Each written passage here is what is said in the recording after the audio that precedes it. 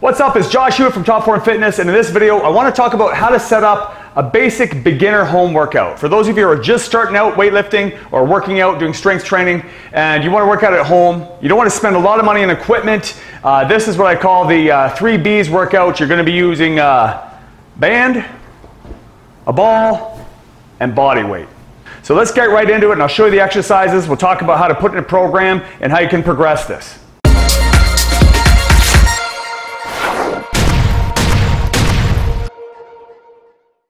Now, before we get into the actual workout, it's very important to get in a good warm-up, some movement preparation before you start training. So I recently produced a video on the most effective ways to warm up to improve performance and prevent injury. I'll put that link here on the screen as well as down in the description below. Make sure you go check that out and incorporate those dynamic warm-up exercises and core activation movements before you get into the actual beginner workout. Okay, first of all, let's look at a couple of lower body exercises. The one that I'd recommend starting off with is a lunge, and you can do reverse lunges, stepping back into a lunge position, alternating left, right, or you can step forward into a lunge, forward lunges.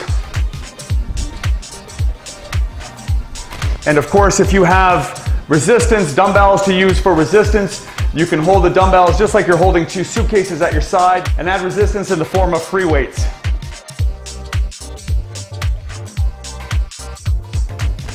You want to have the front leg come down to a 90-degree angle with your knee lined up right over the foot.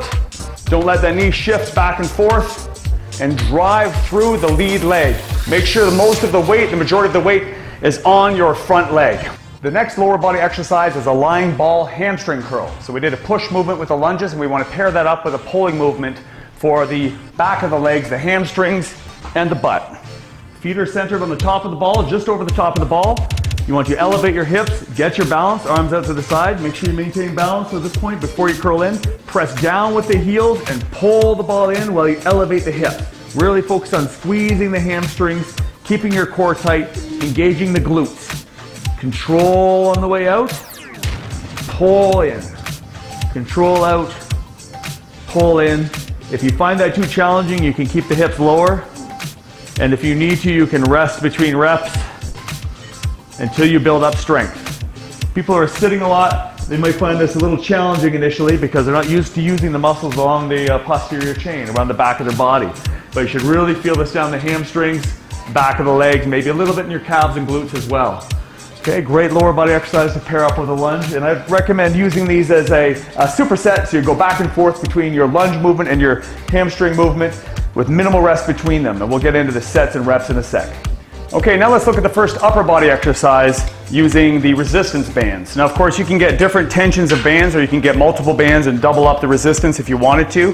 But we're going to be doing focusing on a pulling movement, and I'd recommend that you incorporate some sort of pulling movement in whatever workout you do. Make sure you're addressing that posterior chain. Take care of that posture. Emphasize the back of your body more than the front. So using resistance bands is a simple way to get some resistance to engage that posterior chain. Once again, retract the shoulder blades and open up the chest, improve posture, address the larger muscles in your back. So we're going to start off with the standing row. This can be done seated or standing, but you want to initiate the movement by retracting the shoulder blades, pulling them down and back, retract to press, and then following with the elbows.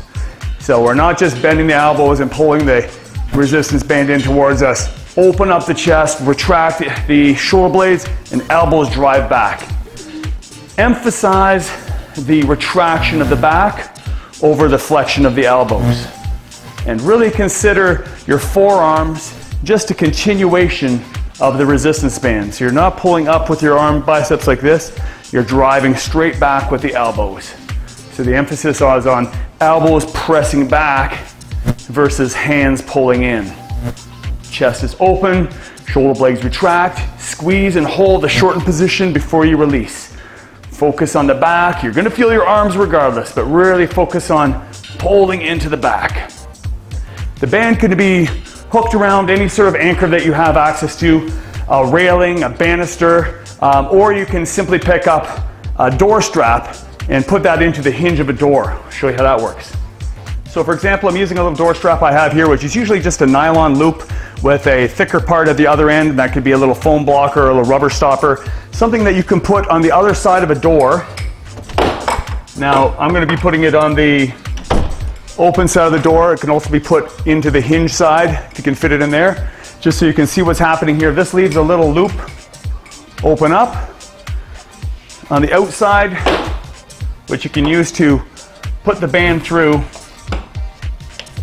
as so.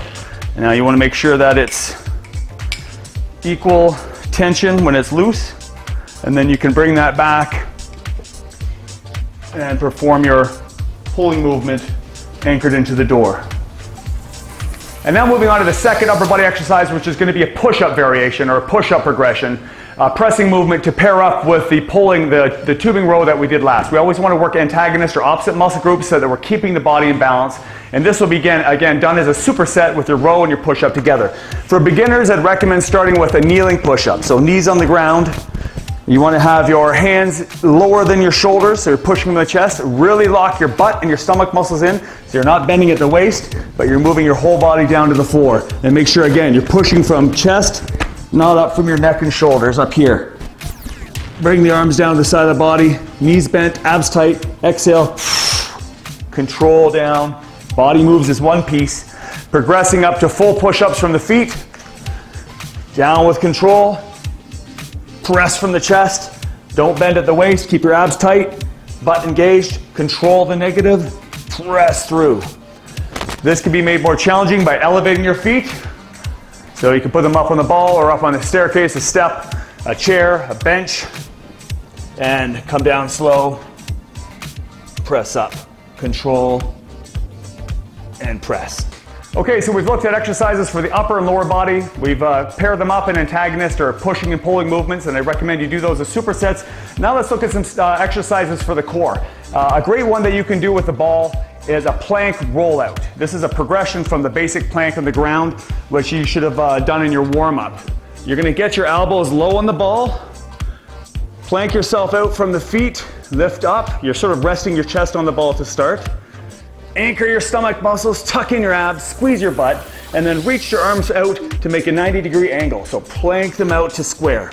If you feel really strong and stable, you can come a little past that, but it becomes increasingly more challenging the longer that lever is. Then come back in, that's one rep. Tight. 2, 3, and so on. Quite challenging exercise. If you're not there yet, just work from progressions from your plank on the ground or work with this with your knees on the floor and build up to it. The next exercise is with your feet on the ball. And this one I call a jackknife or a ball knee tuck. Hands on the ground, push-up position. Feet up on the ball. Get your balance first. Make sure you have control. And then slowly bring the knees in without letting the butt drop. So knees come in, tight stomach, extend back out. Try not to let the hips drop like this. Keep it up and out. The closer it is to your knees, the easier it is. And the further out to your feet, the more challenging it will become because you're creating a longer lever. Tuck in, control out. Abs tight, control. So you pair those two exercises up again for the core as a superset to finish off this basic beginner home workout that you can do with simply your body weight, bands, and a ball. Now, as far as the sets and repetitions are concerned, this depends on your level of ability. I'd recommend you start off with a little bit lower volume and less resistance and gradually progress that over a period of weeks. For example, you're going to start with 2 supersets of each exercise, moving back and forward with a moderate to low end of repetitions, such as 8 to 10. And then as you progress and become stronger, you're going to add a third superset or circuit of each exercise, and then gradually maybe progress to 4 or 5 times back and forth, and increase the rep range on the exercises that are body weight oriented, perhaps going up to 10 to 15 repetitions, for example, with your push-ups, and progressing the difficulty, adding in more tension with the resistance bands, getting a heavier band or doubling up on the bands, getting your hips higher up on the ball, holding that top contracted position on the push-ups, perhaps elevating your feet, slowing down the tempo, and progressing the difficulty of the lunge exercises by slowing down or perhaps moving into holding some resistance with those exercises. So as you can see, there's plenty of ways you can progress these movements as you get stronger. The main thing is that you're introducing some element of progression into the program. I'm going to put some notes here on the screen as far as how you can organize that into a workout, what it might look like for a beginner starting off the program like that. I hope this gives you some ideas if you're just starting out, just some basics you can get involved with without needing a lot of equipment, just using your body weight and some bands and basic accessories in your home gym. If you got any questions or comments, just post them down below, and until next time, stay strong.